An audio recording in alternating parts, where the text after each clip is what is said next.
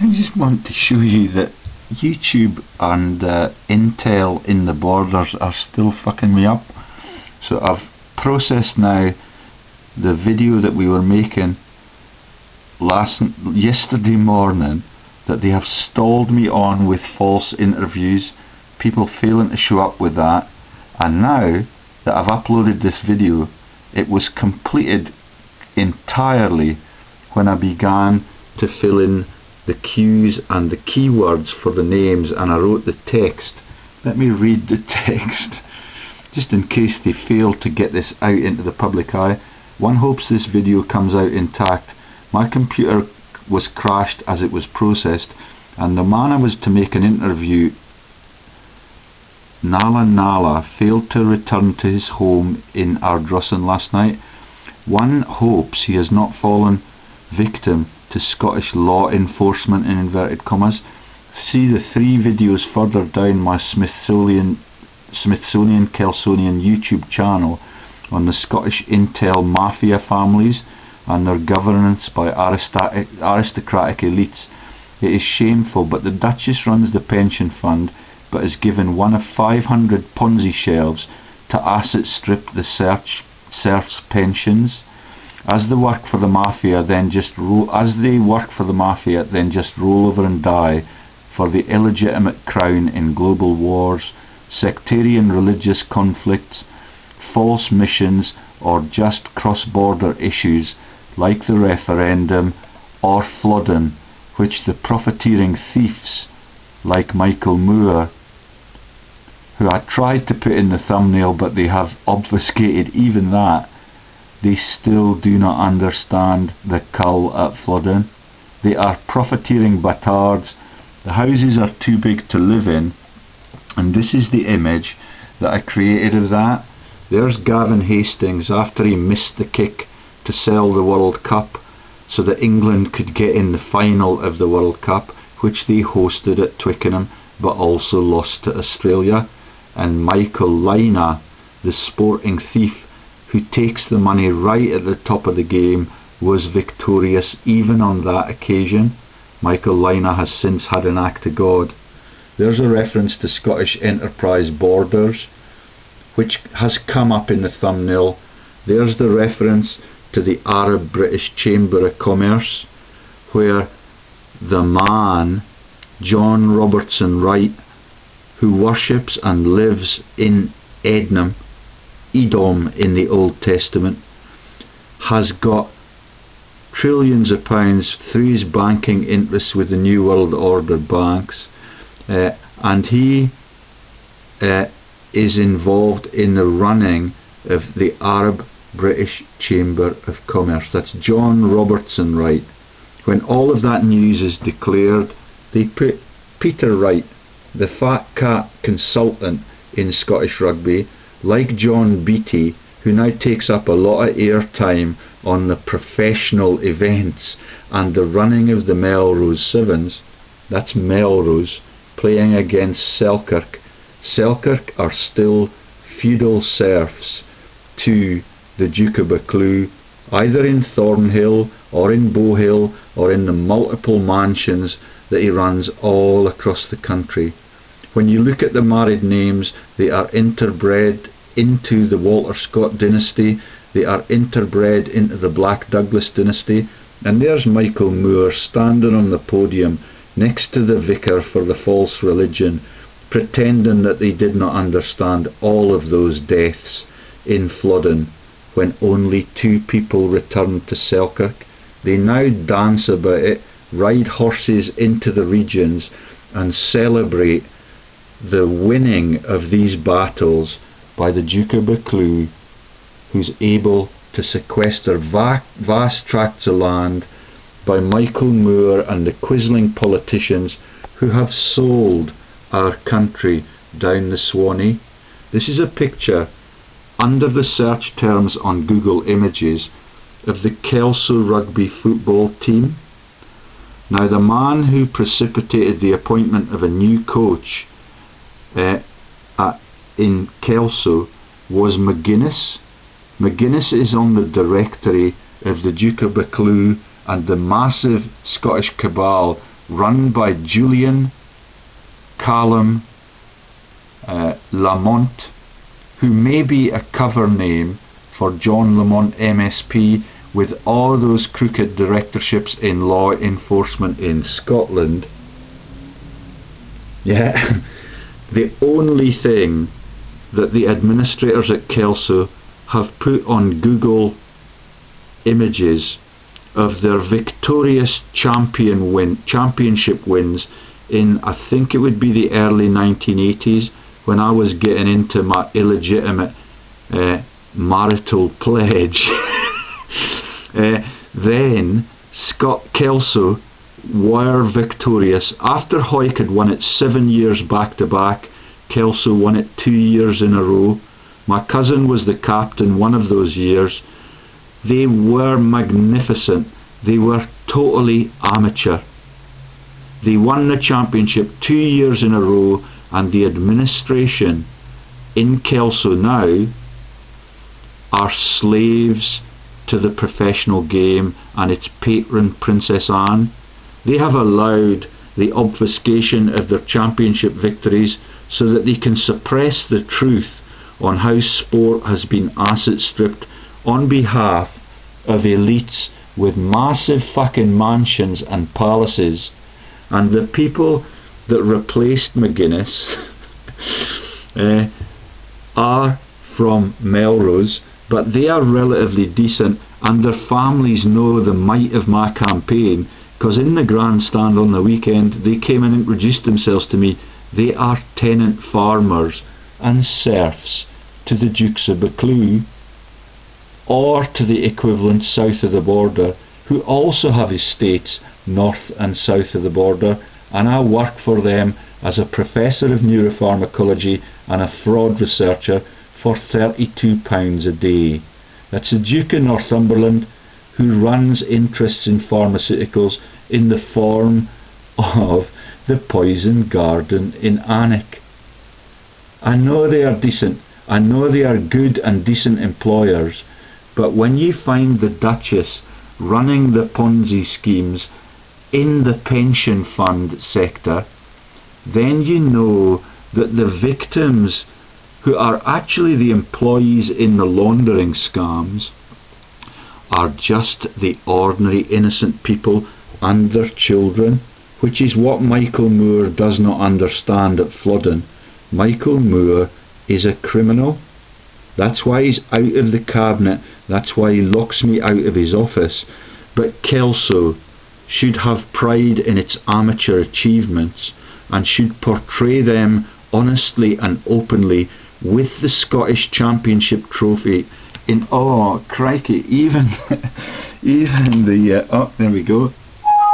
You cannot find, let me show you the Google search, that there's the Flodden Michael Moore search, where they're absolutely bewildered by what happened at Flodden in the culling of all of those troops in that cross-border carnage that was entirely created to keep the numbers down and to keep the politicians from Ireland, in his case, immune from prosecution for war crimes.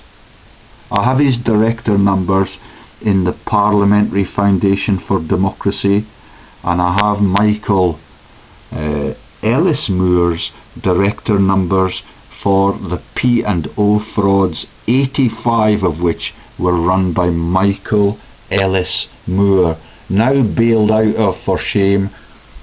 His company is registered in Dubai, where they also run the Borders College from, as a charity to stitch up and launder innocent people on different continents. That is the Holy Lands. The reference in that image I showed you earlier to Scottish Enterprise Borders is a reference to the registration of that company from the Borders in Glasgow and the Walter Scott Foundation's capacity to cull returning troops with the aid of Robert Peel. Now we've got Stephen House, £250,000 a year in that job, protecting these people.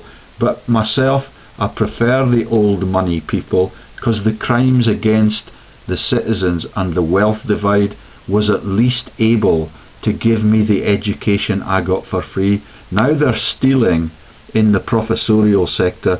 Scottish enterprise borders is littered with professors.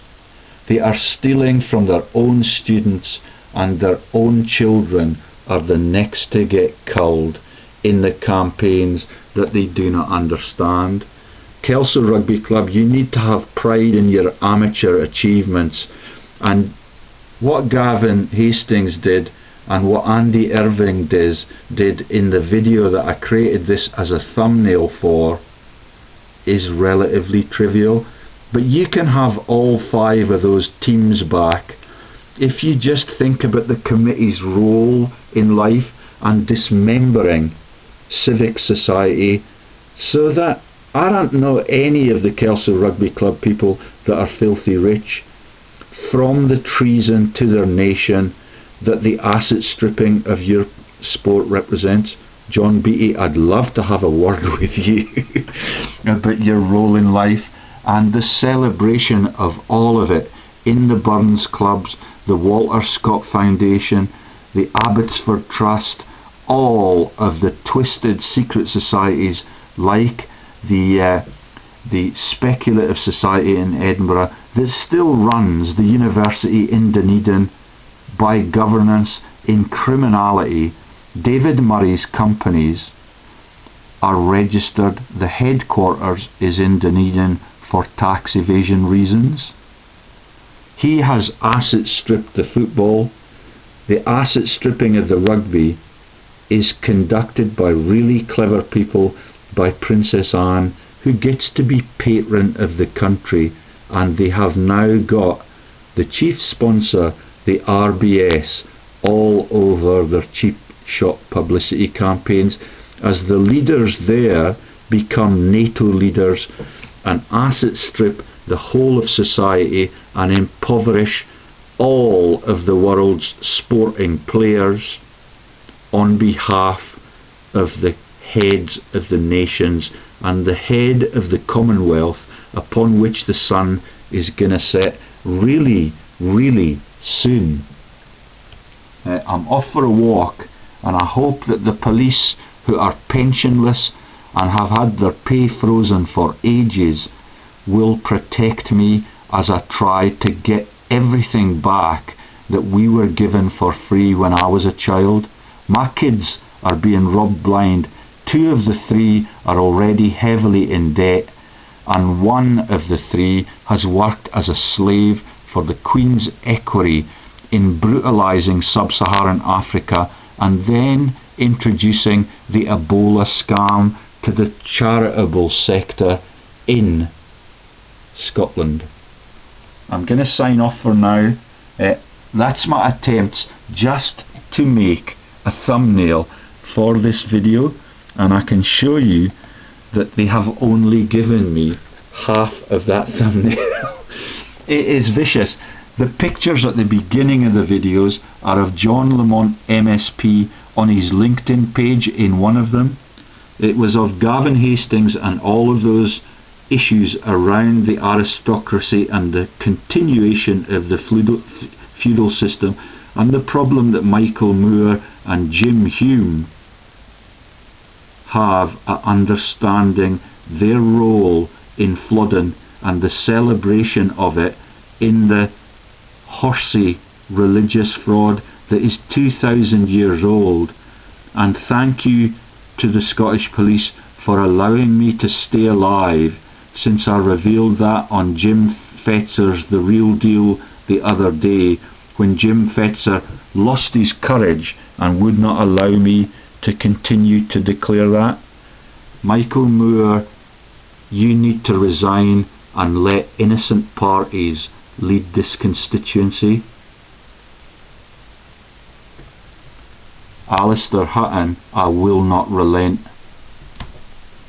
Alistair Hutton gives the sermon at the Church of Scotland, is the boss at the council, is on that body that I just showed you, the Scottish Enterprise Borders.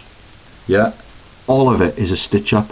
Alistair Hutton reads the sermon on Remembrance Day, and he is the director, he is the president at the local British Legion. The director is the Duke of Westminster, Britain's richest man. They have a litigation fund of £7 million per director, so that if any innocent jobless person like me accuses of the war crimes that they are undoubtedly guilty of, then they can be litigated safely against by the Scottish court cabal, which I'm also at war with. The sheriffs in Jedburgh are quislings to their country. They deliver no justice at all to the country, and folk like Armstrong that have been beheaded for this cause in the past. I have respect for him. He's an ordinary working man, he drives lorries, and he does not ponce about in the directorial boardroom at Murrayfield, right next to those holdings that Murray took from Ibrox and planted them into Dunedin in his private Aberdeen asset managed fund. It is vicious, and you simple people that win the championship as amateurs just need to rise up in the committee room and stand up for everything that was the great game in Scotland, when we were capable of winning even World Cups when it was amateur. You need to watch out for the quislings that get into the system, and Councillor Hutton is particularly good at what he does to our country on behalf of the Rule Britannia concept.